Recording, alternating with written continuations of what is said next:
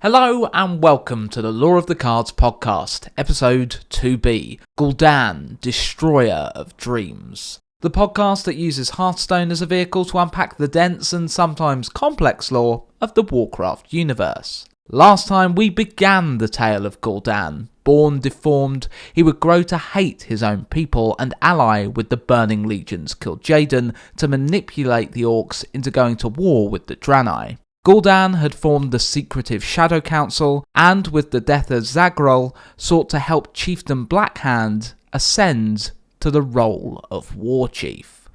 With the war's biggest detractor now dead and Blackhand's popularity on the rise, Gul'dan called a meeting of the clans at Cho'Gall. Gul'dan had one final ace up his sleeve to further convince the other orcs that Blackhand was the right choice to lead them.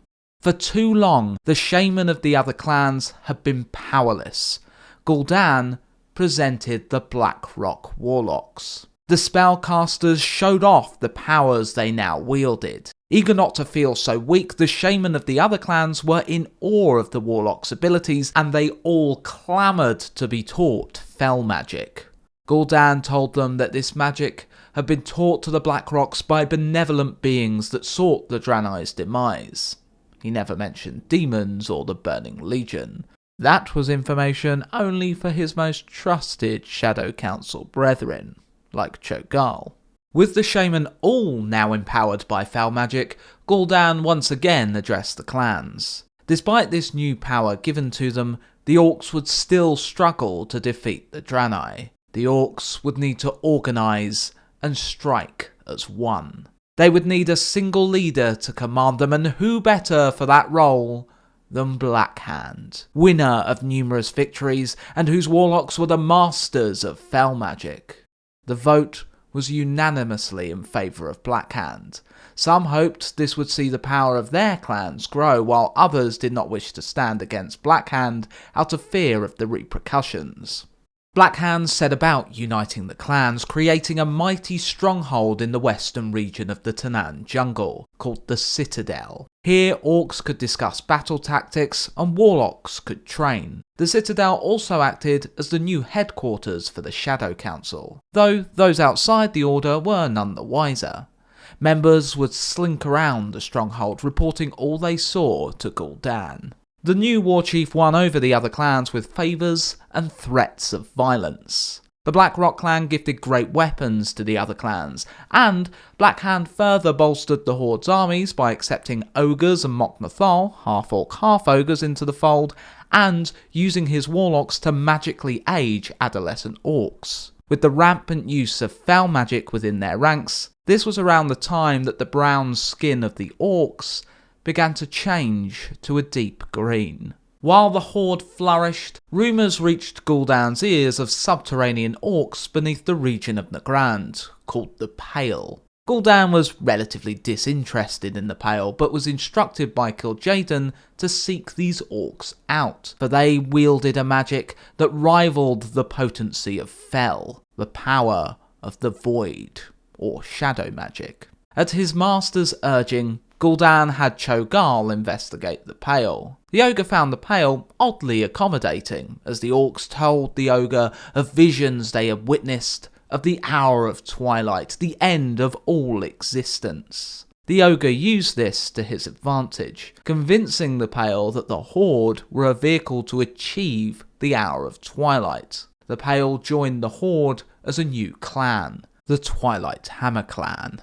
The Horde won victory after victory over the Draenei. It became clear to the Draenei that the orcs were being influenced by the Burning Legion. They had warlocks, and the overuse of Fel magic was also taking its toll on Draenor. Forests were dying, streams and rivers were drying up and becoming polluted by the foul energies. The Draenei chose to focus their efforts on defending their two largest cities, Shattrath and Karabor.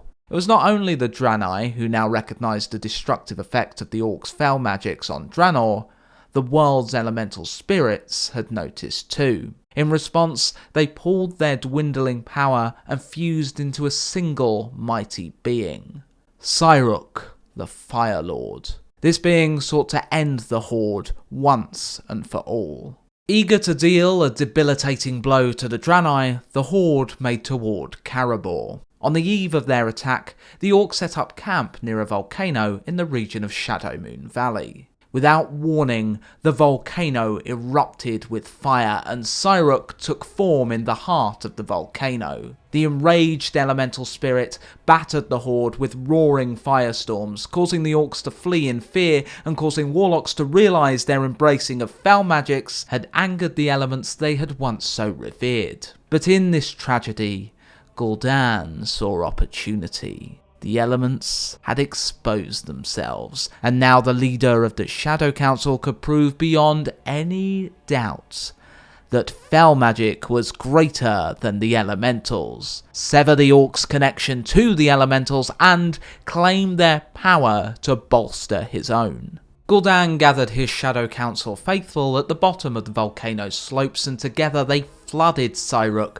with fell energy. This shattered the elemental's physical form. The mountain roared in protest and chasms yawned open in the immediate area. Fell and elemental energy spilled forth from them. Gul'dan directed his warlocks, using these energies to infuse the orcs with further strength. Gul'dan had succeeded in making the Horde yet more powerful and in severing the orcs' connection to the elements. The volcano, now spewing fell energy, would be known as the Hand of Gul'dan from this day forth. A now even stronger Horde stormed the city of Karabor. The desperate Draenei were able to hold the orcs at a stalemate for some time, but Gul'dan found a way to break them. The Dark Star drifted above Shadowmoon Valley. The orcs had no idea, but this star was actually a being, a drifting Naru, Kara. The Naru had helped the Draenei avoid the Legion initially, and their spaceships had carried the Draenei to safety, a few Naru accompanying the wayward wanderers. Naru in life have an innate bond with the light, one of the universe's two primordial forces. However, when grievously wounded, a Naru enters a void state and radiates void energy, the opposite primordial force. Gul'dan guided his Shadow Council brethren in a ritual to draw off the devouring void energy from the Dark Star. As a result, a pillar of void energy struck down from the heavens into the very centre of Karabor. Many Draenei died instantly, while others were driven mad by the dark energies as the shadows spread over the city. A handful of Draenei escaped, but those that remained were delivered agonising deaths by the orcs that tore through their city after. The void energies darkened the surrounding area, and from that day, Karabor would be known as the Black Temple. Gul'dan immediately claimed the Black Temple as his own. Publicly, he told the orcs the temple would be used as a location to hold Draenei captives, where a select group of warlocks could interrogate them for information. In actuality, this would be the new base of operations for the Shadow Council. Gul'dan was able to convince Blackhand to let his clandestine order move from the Citadel by telling the War Chief that this would allow the Shadow Council to remain hidden from the rest of the Horde. In reality, Gul'dan wanted to distance himself from the ever-watchful eye of Blackhand. What Gul'dan said publicly was not too far from the truth though. He and the Shadow Council immediately set about brutally torturing captive Draenei, doing all they could to learn about the city of Shattrath and its defences. It became clear that Shattrath was even better fortified than Karabor, and would be far harder to conquer. It would be the greatest challenge the Horde had come up against so far. Gul'dan would not be able to harness the power of the Dark Star to destroy Shattrath.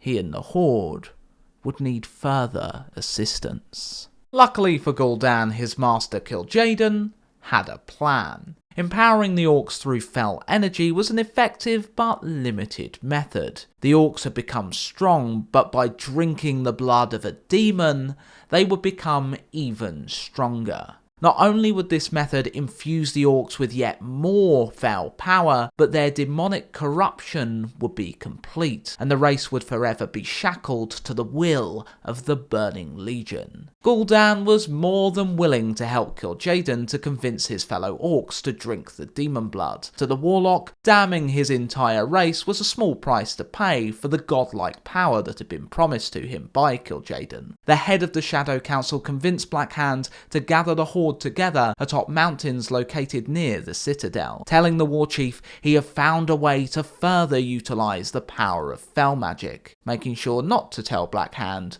of the power's source. Black Hand sent out the order for the clans to gather, and as they all journeyed to the single meeting point, Gul'dan and Kil'Jaeden began their preparations. Kil'Jaeden was able to open the temporary gateway to the Black Temple, and through it stepped Mannoroth, the Destructor. Not much struck fear into Gul'dan, but the presence of this giant, imposing, powerful demon made even him quake somewhat. Gul'dan made sure to keep Mannoroth's arrival a secret, only few of his most trusted Shadow Council members knowing of Mannoroth's existence. But the Shadow Council was somewhat sloppy. Ner'zhul found out what they planned.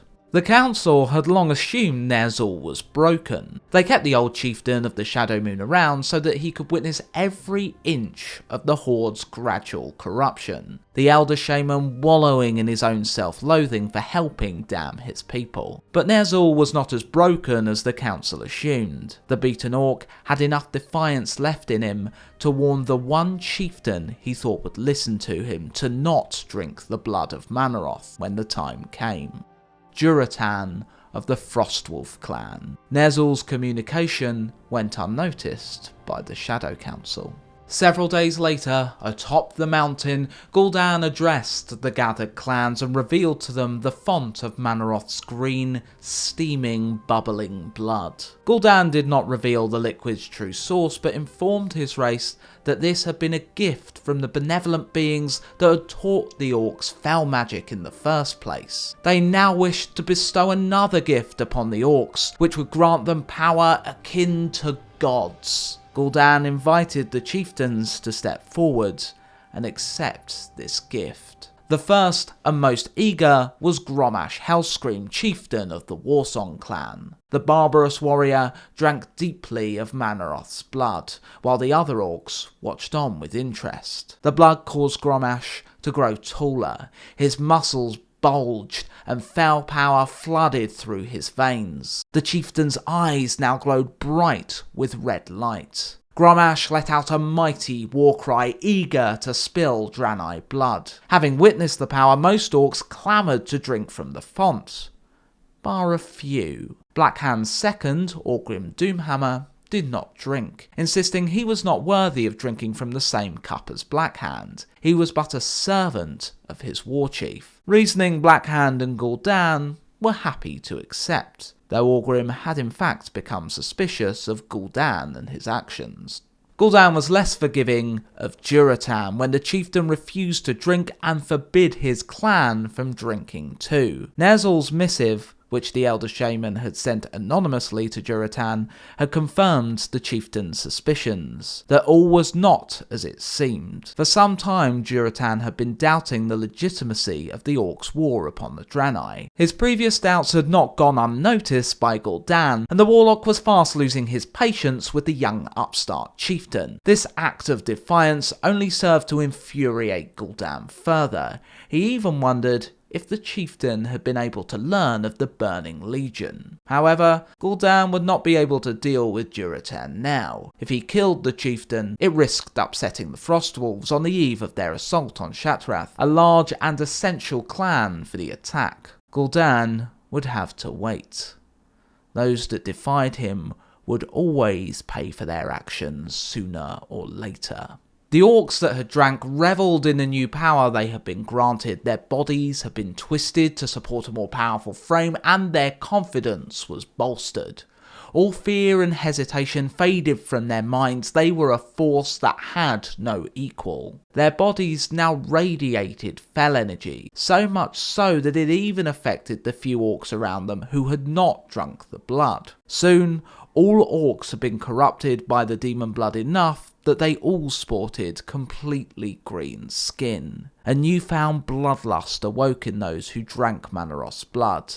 They beat their chests and called for the death of the Draenei, a request Blackhand was more than happy to fulfill, and that night he led the orcs in a march towards Shattrath. As the orcs set out, Gul'dan chose to boost their morale yet further. He pumped the mountain, now at their backs, full of fell energy, causing gouts of green fire to erupt from the ground. Gul'dan heralded this impressive display as a good omen, much like the volcano that had erupted before their victory at Karabor. The trembling mountain filled the orcs with unbridled courage, convinced that this was a sign of their impending victory. This mountain would come to be called the Throne of Kil'Jaeden. As the Horde approached Shattrath, they were beset by Draenei scouting parties, but this did little to slow their approach. With Shattrath in the distance, Kil'Jaeden appeared before the Horde and revealed himself as their benefactor. Now with the orcs bound to the will of the Legion, there was no longer a need for deception. Kil'Jaeden brought more gifts to the orcs, teaching the warlocks further spellwork that would drive fear into the heart of their enemies. Gul'dan and his Shadow Council had also been working on a weapon to help the Horde's victory. They had melded their magics with the Red Pox disease strain, creating an even more devastating chemical weapon, which would spread disease throughout the Draenei ranks. Crude bombs filled with this mixture were loaded onto siege engines and flung against the walls of Shattrath.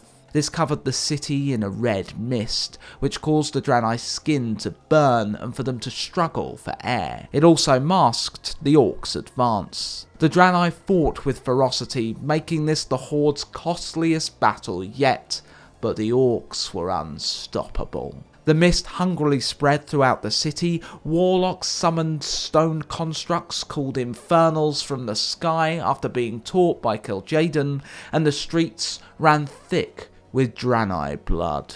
The Horde were emphatically victorious. Despite their victory though, Gul'dan was worried. Velen, the Draenei Kil'Jaeden had wanted dead above all others, was not accounted for. Gul'dan had not yet been contacted by his master after the Draenei defeat and wanted to make sure Velen was dead before contact. Gul'dan sent Garona to find and kill the Draenei, but despite years of searching, the competent tracker Garona was unable to find Velen. While Gul'dan was worrying himself with this, he was also aware of another perturbing development. The few Draenei soldiers that had survived had made their way to the Orchandun, a holy site, a city that entombed many Draenei. They could not bear to see it fall to the Horde. Gul'dan was concerned the Draenei would invoke the spirits of their ancestors to aid against the Horde, so he sent Terrangor to deal with them. Terrangor was narrowly successful, and the spellwork he and his fellow Shadow Council agents wrought decimated the lush forests surrounding the Tomb City. This grey, lifeless land became known as the Bone Wastes. With the Draenei defeated, the Horde began the process of bringing all Draenor to heel, a process that was particularly gratifying for Gul'dan's apprentice Cho'Gall, as he finally achieved his vengeance against the ogres who had tried to assassinate him. The giant city of Highmoor was one of the few pockets of ogres who had not joined the Horde. Almost all Draenor's other races were put to the sword to ensure the orcs' dominance. However, as the orcs dominated Draenor, they were taking control of a dying world. Foul magics had made the world near barren, wiping many signs of life away. The orcs destroyed life energy so that they could create their destructive spells. Blackhand became worried. His soldiers would need water to survive, and rivers were starting to dry up, and food was becoming scarce. He turned to Gul'dan and demanded to know what Kil'Jaeden had planned for them next. Surely the Demon Lord had foreseen this and could propose a solution. Gul'dan hid the truth from Blackhand. Kil'Jaeden had not contacted him after Shattrath. This had happened very suddenly and without warning, a source of endless frustration for Gul'dan. He had been promised godhood in exchange for the destruction of the Draenei, and this had not been granted to him. bitterness and anger festered within Gul'dan, wondering if Kil'Jaeden had used the orcs and, more importantly, him as a pawn. Gul'dan knew Black Hand would likely have him killed without his connection to Kil'Jaeden, so the warlock told the war chief to be patient, and Kil'Jaeden would reveal their path.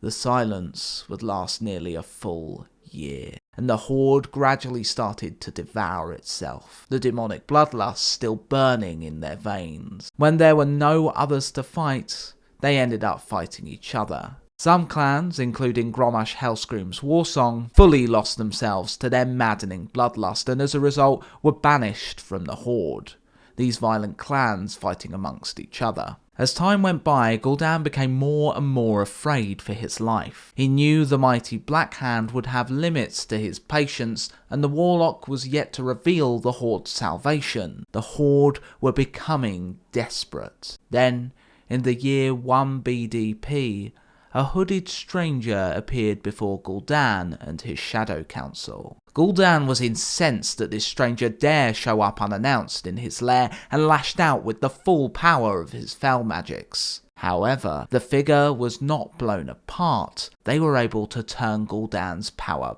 back on him, causing the orc to writhe in agony. Gul'dan's pride had been severely wounded. Not only had he been bested, but he had been so in his own realm and been made to kneel in front of the person who had defeated him in full view of his Shadow Council peers. This was an insult Gul'dan would never forget or forgive. Despite clearly seeing the orc had been greatly angered by his actions, the stranger spoke to him. He told Gul'dan that the time for the orcs to escape Draenei had come, and in order to do this, they would need to construct a giant magical portal to take them to a far-off world called Azeroth. Visions of this world were shown to Gul'dan and the Shadow Council. Lush rolling landscapes, brimming with game and dotted with pristine lakes and rivers. This world was ripe for the horde to conquer. Calmed somewhat, Gul'dan assessed the stranger in front of him, and could sense something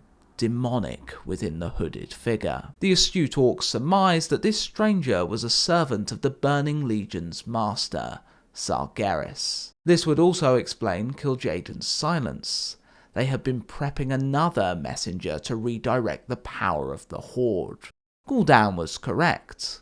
This was Medivh, the guardian of Azeroth, sworn to defend the world from demons, but from birth he had been possessed by Sargeras. The guardian had approached the horde thinking this would be how he would save Azeroth, but he was being played by Sargeras. Even with accurately guessing Medivh was an agent of the mighty Sargeras and with his people on the edge of ruin, Gul'dan did nothing for free. He bargained with Medivh. He wanted to know what he would receive for filling his part in the invasion of Azeroth. Gul'dan always wanted power, so Medivh flashed another vision within the warlock's mind. Gul'dan saw underwater ruins known by few on Azeroth, called the Tomb of Sargeras. This was not where the body of Sargeras lay, but the broken husk of an avatar containing a portion of his power, which had been defeated by a guardian of Azeroth. While only containing a small fragment of Sargeras' power, it was still otherworldly, and this was enough to tempt Gul'dan. Medivh told the orc if his people conquered Azeroth, he would reveal the tomb's location to Gul'dan. Given his circumstances, Gul'dan chose to trust the stranger's word, and told Black Hand he had found a new world for their people to conquer, and what would be required to reach Azeroth. Black Hand, again with little choice, was happy to support Gul'dan in his efforts to construct the portal Medivh had said would be required. Gul'dan searched for an area where the magical ley lines of Draenei converged. He settled on a location within the eastern reaches of Hellfire Peninsula. This was the new name for Tanaan Jungle, when all the trees had died and the soil had become barren and red. Once the location was picked, Black Hand commanded the orcs to begin building the giant, enchanted stone frame that would help support and sustain the portal once it was summoned. The giant gateway would become known as the Dark Portal. As the portal continued to take shape, Gul'dan urged Blackhand to strengthen the clans. It had been a long time since the Horde had been required to battle an opponent. The once sharp blade had become dull. Blackhand staged mock battles and duels between the clans, allowing them to become accustomed to battle again and stoking their bloodlust. As the orcs revelled in combat, Gul'dan looked upon his people and was dismayed by what they had become. He began to speak out against Gul'dan and the use of fel magic. It had clearly led the orcs down a desperate and dark path. Gul'dan urged his people to focus on healing their world. However, Gul'dan's words were seen as an act of treason and cowardice. Only scorn was thrown the way of the Frostwolves. Nonetheless, Gul'dan kept a close eye on Gul'dan. He could not have him disrupt the Horde's focus. A majority of orcs, especially those who had drunk the demon blood, were excited by the prospect of battle again, so it was easy to keep them on task. They could see their world was dying, and they saw the chance to conquer a new world as something they must seize while they could. With the Dark Portal's stone construct complete, Gul'dan communed with Medivh. It would take both the Warlock and the Guardian's huge power to open a portal of this scale, traversing such a great distance. Even then, it would not be enough. Gul'dan requested that nearly all surviving Draenei prisoners be brought to the base of the portal. At the moment Gul'dan and Medivh began their rituals in tandem to open the portal, Gul'dan instantly drained all the life energy from every prisoner, giving his spellwork the extra jolt needed to tear a rift in the fabric of reality. The shimmering portal yawned open, filling the arch of the stone structure that surrounded it. For the first time, the Horde laid their eyes upon Azeroth. The Warchief's most trusted scouts made their way through the Dark Portal, along with several Warlocks. They crossed over into an isolated swamp in Azeroth known as the Black Morass. They set up camp, and the Warlocks oversaw the construction of a second enchanted stone frame to stabilise the gateway and allow it to stay open for a prolonged period. As this was being built, the Orcs took the time to scout out more of Azeroth, and Gul'dan made sure to put his spy Garona to good use. When she had not found Medivh on her first crossing to Azeroth, an irritated Gul'dan, who wanted to know exactly who or what Medivh was, allowed the assassin free rein to investigate the new world. Garona was able to learn a few words of the human language from hunters the orcs had captured to ensure their existence was not yet revealed. One human ranted and raved about a powerful mage that would wipe the orcs from the face of the earth. Amongst the man's furious ravings, Garona was able to locate the home of Medivh, the Tower of Karazhan.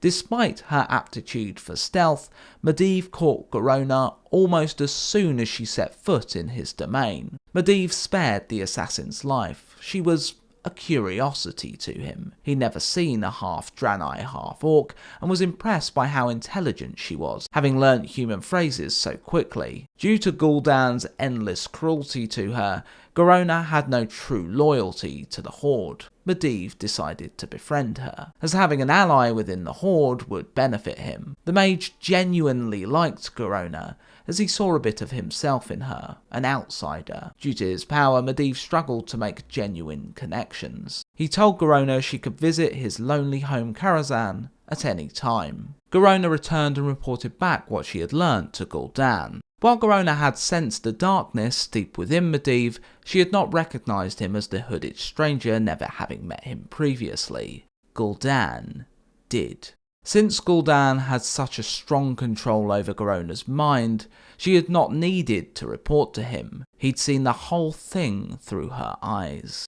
Gul'dan was at the same time disappointed and furious. Medivh was only human. He had expected more. A demon, or perhaps a commander of the Legion in disguise. This meant the powerful Warlock had been bested by a mere mortal. Gul'dan decided once Medivh's usefulness was at an end, the tomb of Sargeras' location revealed, he would make sure to kill Medivh himself. Gul'dan ordered Garona to go back to Medivh and learn what she could. Eventually, the humans of the Kingdom of Stormwind discovered the orcs. While the humans seemed to get the better of the orcs to begin with, fighting in familiar territory, the small force that was dispatched eventually had to retreat. For every orc they killed, 2 more seemed to take their place as they continued to stream into Azeroth through the Dark Portal. Stormwind began to ready itself for full-scale war. As more clans continued to cross over into Azeroth, the Horde amassing their mighty fighting force,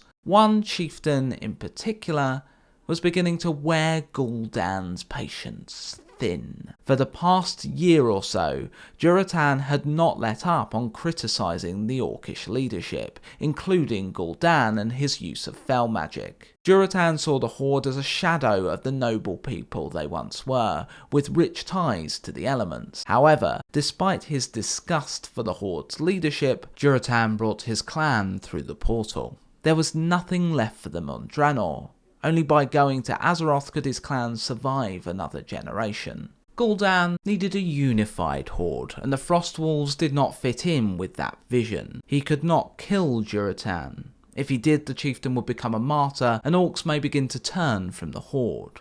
So, the warlock confronted the chieftain in secret. Gul'dan banished the Frostwolves from the Horde and told Durotan if he or any of his clan even so much as tried to contact any member of the Horde, he promised to destroy every member of the clan, down to the youngest infant. Durotan, his wife Draka, pregnant at the time, did not wish to risk incurring Gul'dan's wrath, and took his clan to the north, away from the Horde. With the Frostwolves gone, the Horde's mission of conquest began in earnest. For around a year, Gul'dan was happy to sit back and leave the capable Black Hand to lead the Horde's offensive. The chieftain made effective decisions in the Horde's war against Stormwind. While some Horde had initially tried to conquer other areas of Azeroth, he had refocused them, directing their might towards Stormwind. Around this time, Gul'dan's second Cho'Gall was given the leadership of the Twilight Hammer clan, in order to bring them in line.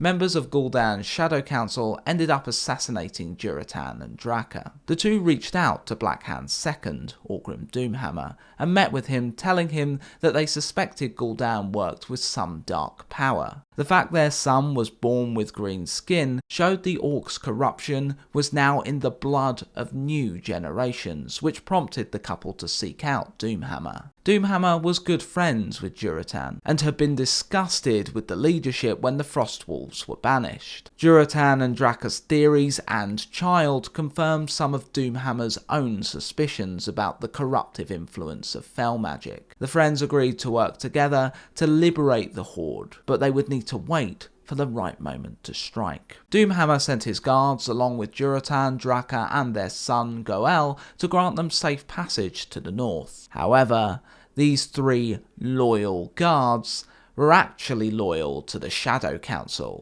The guards murdered Draka and Durotan, one of them losing their life in the ensuing fray, and left the couple's son to die out in the wilderness. Gul'dan would never learn of this, as Orgrim became suspicious his guards never returned. He sent more men who discovered the bodies and hunted down the remaining Shadow Council loyalists and put them to the sword. A couple more years passed and the relations between Gul'dan and Black Hand began to fray somewhat. Black Hand led a small raiding party into the region of Redridge, looking to conquer the township of Lakeshire. His forces were ambushed and slaughtered. The war chief may have also lost his life that day if not for the intervention of 2 Shadow Council warlocks that were flanking him. Their fel magics were able to push the humans back. The Horde would later return en masse and claim Lakeshire. However, Black Hand had little gratitude toward the warlocks that had saved his life. This ambush had bruised his pride, and he blamed the warlocks for not sensing the ambush before it happened. As a result, he had them executed for incompetence. Gul'dan was not too pleased with Black Hand's actions. The war chief may command the Horde, but the warlocks were his subordinates to discipline. The Shadow Council's agents were finite. Black Hand's injured pride had removed a vital resource from Gul'dan. Blackhand cared little for Gul'dan's irritation. As war chief, he would not be questioned. The human ambush had given Gul'dan pause for thought. Despite the orcs outnumbering them, the humans had slaughtered nearly all of them. They were clearly a resourceful race, and sieging their capital Stormwind would likely be the greatest task the Horde had ever been faced with. Fighting the Draenei had been different. The Horde was at full strength. The clans that had been driven mad by their bloodlust had remained behind on Draenor. Blackhand figured they would be too hard to control. Years of war and famine back on Draenor had taken its toll upon the Horde's clans that had crossed over. There was also Medivh. Gul'dan had come to learn that Medivh in the year 18 BDP had defended the city of Stormwind from a seemingly impossible situation. The mighty Gurubashi troll tribe descended upon the city of Stormwind. Their siege seemed unbreakable, but Medivh called upon his great power, freezing trolls in their tracks, burning them from the inside out, and blasting them with arcane force. The mighty Gurubashi troll empire became a shadow of what it once was. Gul'dan had also gathered fragments of knowledge about the lineage Medivh belonged to, the Guardians. A council of mages focused their power into one individual, the Guardian. This was to make the mage powerful enough to fight demons. They dedicated themselves to protecting humanity. Sure, Medivh had summoned the Horde to Azeroth, but Gul'dan still had no idea why. Was the human sincere in wanting the Horde to conquer Azeroth? Was he truly a puppet of the Burning Legion? Or was Medivh only in league with himself, with some other ulterior motive? Either way, Gul'dan was unsure whether he would all of a sudden turn on the Horde. Gul'dan sought to empower the Horde as he had once before on Draenor, by corrupting the elemental spirits of Azeroth, which were even more powerful than those on Draenor. Shadow Council spies reported sensing massive elemental activity in a volcano near the region of Redridge, called Blackrock Mountain, reports that were confirmed by Cho'Gall. Shadow Council agents travelled to the mountain intending to subjugate the fire elementals located within. It was a disaster. These elementals were servants of the elemental lord, Ragnaros, and far more powerful than any elemental force the orcs had encountered before. The first Shadow Council agents that tried to subjugate them were burned from the inside out. The elemental forces were also backed by the Dark Iron Dwarves who had been enslaved by the Fire Lord. Wherever the Warlocks tried to trespass, the dwarves found them. Things were looking grim for the Shadow Council. They risked inciting Ragnaros' forces into all-out war. However, Cho'Gall said he would negotiate with the elementals and headed into the mountain alone. What exactly happened is Cho'Gall's story, not Gul'dan's, but the ogre returned successful. The elementals even granted a small refuge for the council within Blackrock Mountain, called the Blackrock Spire. While Gul'dan was disappointed he had failed in his original intent, he had gained a lot. He had discovered Cho'Gall's ability as a diplomat and had a new secret location for the Shadow Council, giving him some distance from Blackhand. Dominating the mountain would have to wait for another time. Blackhand had scoffed when Gul'dan told him his mission to Blackrock was a failure. He did not need the power of the elementals. He was ready to attack Stormwind with the regions Brightwood, Westfall and Redridge now under Horde control. However, this initial siege was catastrophic, and the Horde suffered heavy casualties. They would need to retreat and replan their assault. Gul'dan knew exactly why Stormwind had been prepared for the orcs.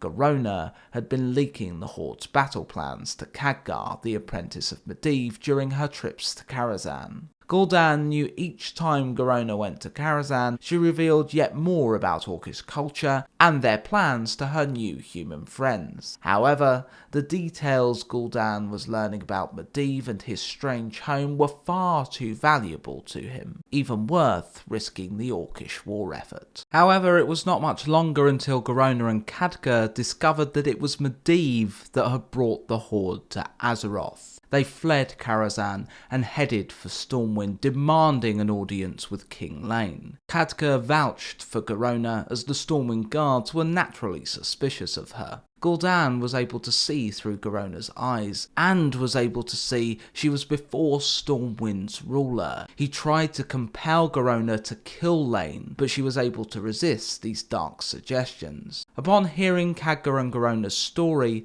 Lane knew Medivh must be stopped. The Guardian posed an even greater threat than the Horde. A force including Garona and Khadgar stormed Medivh's sanctuary. Gul'dan panicked. He could not afford Medivh to die. He still had no idea where the tomb of Sargeras was. As the battle commenced, Gul'dan reached out to the Guardian's mind. Despite being assaulted, Medivh was able to keep up his mental defences, but as the battle intensified and demanded more of his attention, he needed to let these defences down, allowing Gul'dan in. The Warlock rummaged frantically through Medivh's mind, trying to find the tomb's location. During the battle, Medivh mentally assaulted Garona and magically aged Khadgar, but eventually Khadgar was able to drive a sword through the demon-corrupted Guardian, delivering a mortal blow. Gul'dan had discovered what he needed to, the tomb's location. However,